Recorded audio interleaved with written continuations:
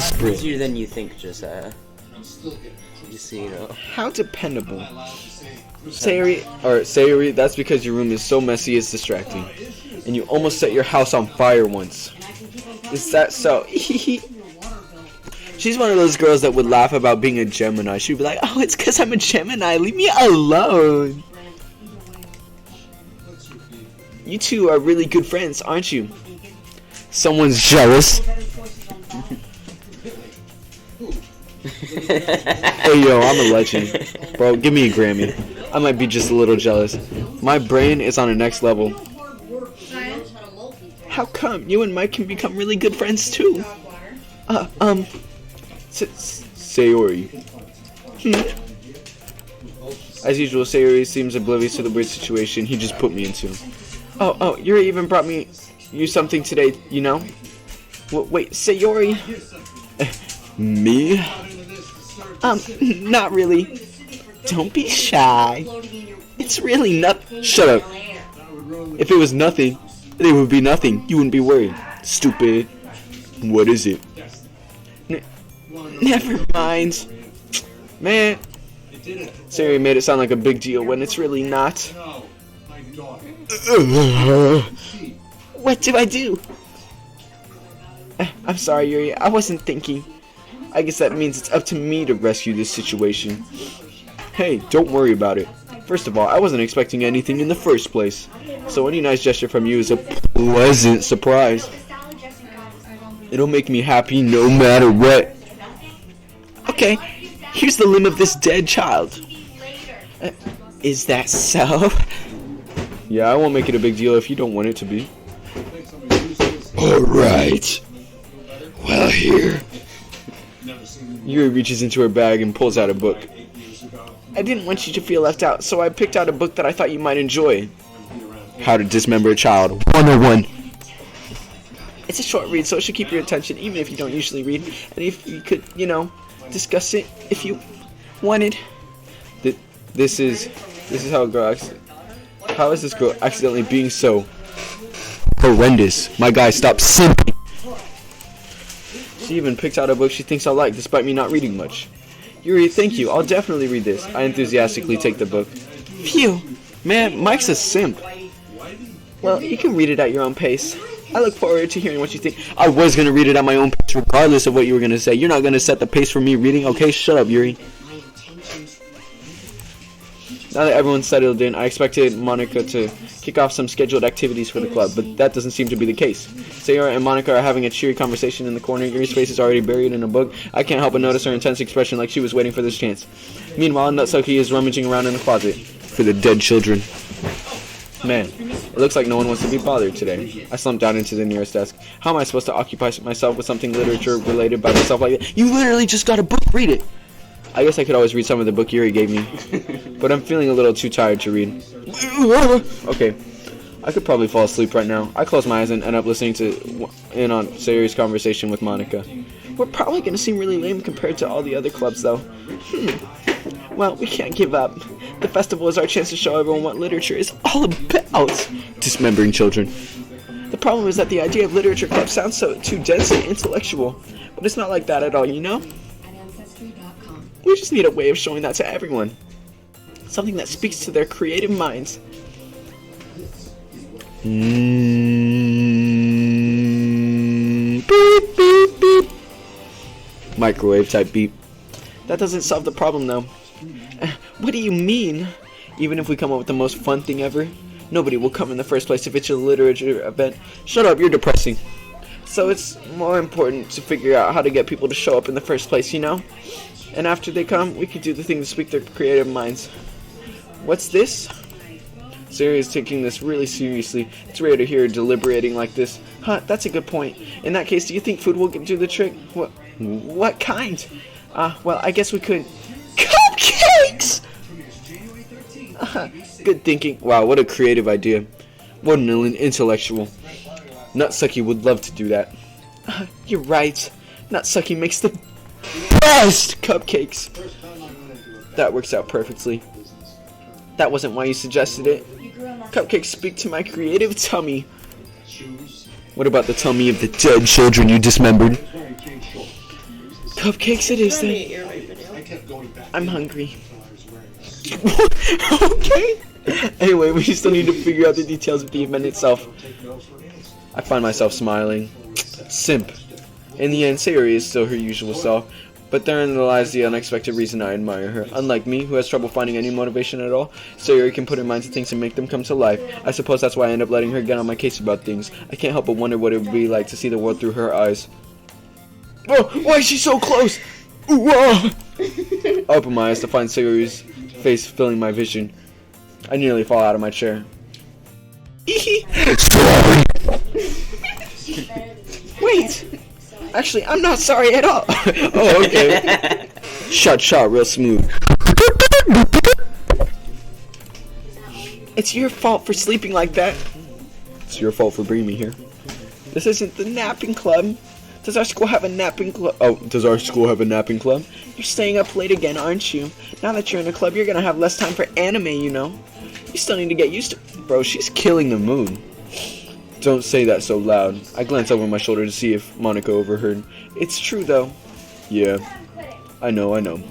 You're always looking out for me, Sayori. It's what I do best. Live your own life. Stop worrying about mine. Mike's. That's a problem. What about you? You look out for me better than you look out for yourself. Called it. I'm a legend. You're still oversleeping every day, aren't you? Not every day. That's not very convincing. How many days this past week have you gotten up on time? That's 0. It's a secret. I knew it. Come on. At least give me the benefit of the doubt. I'm sure those children gave you the benefit of the doubt before you dismembered their bodies. I can't even do that. Look, Sayori, it's written all over you. Sayori glances around at herself. How is it written all over me? You were clearly in a rush this morning. Look, your hair is sticking out all around there. Oh, this man's roasting her. Ah. I run my fingertips down the side of Sayori's hair, trying to straighten it out. Okay, this dude. Okay, you're going a little far, buddy. They've been childhood friends. You forget that. Man, you really need a brush for this. My hair is just really hard to get right. I won't fall for that. There's more than just your hair. Look, your bow isn't straight either. And then there's toothpaste stain on your collar right here. I try to wipe off the stain with my finger. But nobody would ever notice that. He just did. Of course they would. Nobody's going to tell you about it because they don't want to embarrass you. Fortunately, I don't really care about that. This guy's ruthless. Hey, you mean it? My man's spitting truth. And you don't even keep your blazer buttoned up. Seriously, Sayori, why do you think you don't have a boyfriend? Oh! He on your case. I don't remember this part. You're getting roasted. Honestly, I would just leave this club, jump out the window to your right there. That's super mean. More like super true. Sorry, but you'll have to thank me later. I start to button her blazer from the bottom. Okay, that's a little weird. Once you see how much better it looks, you'll change your mind. Whoa. This is so funny. What is? Well, the child that I've dismembered, I use his hands to button up.